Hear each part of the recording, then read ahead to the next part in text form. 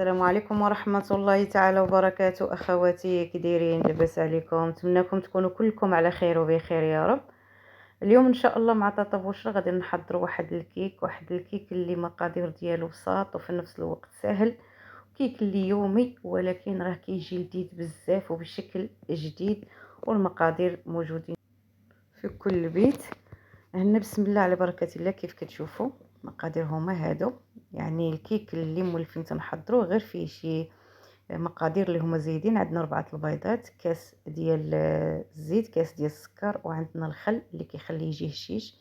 عندنا ياغورت بنكهه الفاني، الملحه، عندنا 3 الخمارات فاني، 200 غرام ديال الطحين و50 غرام ديال النشا. يعني هاد النشا وهاد الخل كيخليو هاد الكيك كيجي خفيف وفي نفس الوقت كيجي طالع.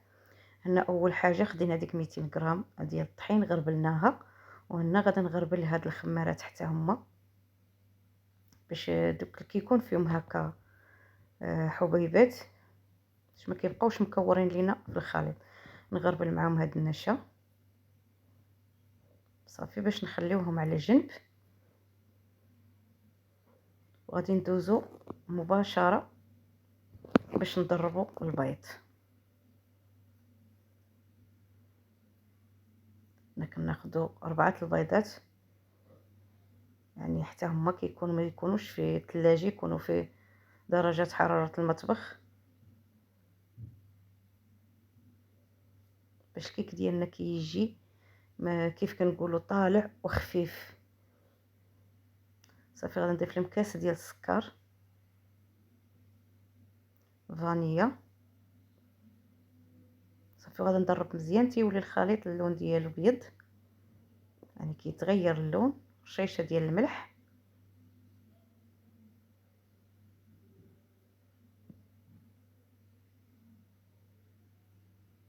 يعني كنحصلوا على الخليط بحال هكا. غنضيف ليه الزيت وهذا الياغورت بنكهه الفاني، كيف ممكن تعوضوه بالحليب، كيف ممكن اللي موجود عندكم، غير بهاد الياغورت كتجي لذيذه اكثر. هنا الخل غادي ندير قياس ديال 2 معالق كبار ديال الخل صافي، وغادي نزيد نضرب مزيان تينسجموا هاد العناصر كلهم. وشوفوا كيفاش كيبقى الخليط راه كيزيد يطلع مازال مع داك الخل. صافي غادي نضيف هاد الطحين دفعه واحده كيف كتشوفوا. كيكه اللي هي ساهله وكيك اللي هو يومي وفي نفس الوقت بالشكل اللي هو زوين وجديد وكيفتح النفس.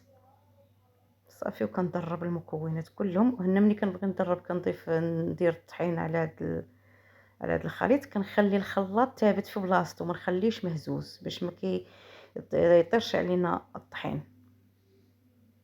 كنخليو الخلاط ثابت يعني واصل للقاع ديال الاناء، وكتضربوا يعني بسرعه كيتضرب لكم الخليط، يعني غير ينسجم هاد الطحين مع هاد المكونات وصافي وكنحبسوا. هنا خديت هاد المول اللي به هاد الشكل، نتوما ممكن المول اللي موجود عندكم درتو به هاد الشكل كيجي زوين. هاد المول دهنته بالزبده ورشيته الطحين، وغادا نضيف غادا نهبط فيه عفوا هاد الكيك، وانا هازه الاناء الفوق. هنا الفران ديالي راه كيسخن صافي، غادا نضرب هكا المول وغادا ندخلو الفران اللي سخون، غندخلو نقص العافيه ونخلي العافيه غير من الاسفل حتى يطيب. يعني الكيك راه كلشي كيعرف كيفاش يطيبو. هنا بعد ما طاب شوفوا كيفاش كيجي اللون ديالو. كنجربو هكا بواحد الكيغدو صافي كيكون طيب. هنا بعد ما ولا دافي شويه غادا نقلبو مباشره في الطبسيل. شوفوا كيفاش الشكل ديالها والخفه ديالها، ما نقولش لكم كيفاش كتجي هاد الكيك. نتمنىكم ان شاء الله تجربوه اولا تحضروه، يعني راه على عينيكم كتشوفوا كيجي كيك اللي هو ناجح ورائع 100%. صافي غادي ندوزو هنا باش نزينو. غادي ناخذ واحد الياغورت بالنكهه ديال الكوك، كيف ممكن دهنوا ليها الوجه ديالها، كيف ممكن تخليوها غير هكا نتوما واللي حبيتو. خديت هاد الياغورت وضربته مزيان كيف قلت لكم بالنكهه ديال الكوك، كيف ممكن ديروا بالنكهه ديال الفاني، حيت غادي نزين بقليل من الكوك يعني درته. ممكن تدهنوها غير بالمربى وترشوا عليها الكوك، كيف قلت لكم ممكن تخليوها غير هكا طبيعيه. هنا بعد ما درنا هاد الياغورت في الوسط ممكن بالكراميل اللي حبيتو. غادي نجيب هنا المربى وغادي نزين هاد الجوانب. كيف كتعرفوا هنا المربى كتمشي معها الكوك، يعني غادي نزين له هاد الجوانب هكا، غادي ندهنهم له بالمربى. يعني ما شاء الله راه كتجي خفيفه هاد الكيكه وكتجي ما نقولش لكم وطالعه، والشكل ديالها راه كيبان لكم. صافي كنزين لهاد الجوانب بالكوك.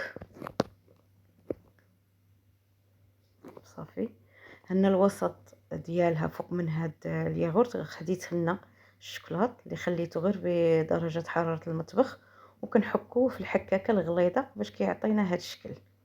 صافي وكنزينو به هكا في الوسط، يعني اختيار، ممكن كيف ما حبيتو زينوا اللي عندكم زينوا به. ممكن ديروا اللوز مهرمش، ممكن ديروا كاوكاو، ممكن ديروا غير الكوك، ممكن كيف قلت لكم ما ديروا حتى شي حاجه، راه هي مزينه راسها ما شاء الله. كتجي كيكه اللي هي ناجحه وكيكه اللي هي زوينه وهشيشه وخفيفه بزاف. نتمنىكم ان شاء الله حتى نتوما تحضروها، علاش لا؟ يعني المكونات راه من جد يعني بساط وموجودين في اي بيت. هنا غادا ندوز باش غادا نقطع لكم منها واحد الطريف باش غادي تشوفوها من الوسط.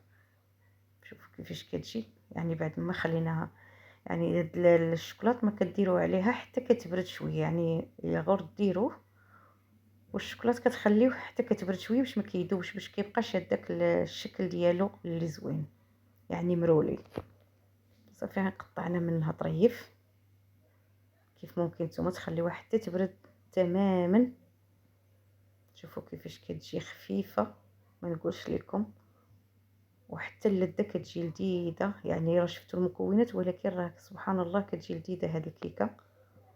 يعني كيك اللي هو يومي، كيك اللي هو يعني سهل وسريع وتحضروه في اقل وقت. نتمنىكم ان شاء الله حتى نتوما تحضروه لكم والعائله ديالكم بالصحه والراحه، ودائما مع طاطا بشرى. الى فيديو جديد ان شاء الله.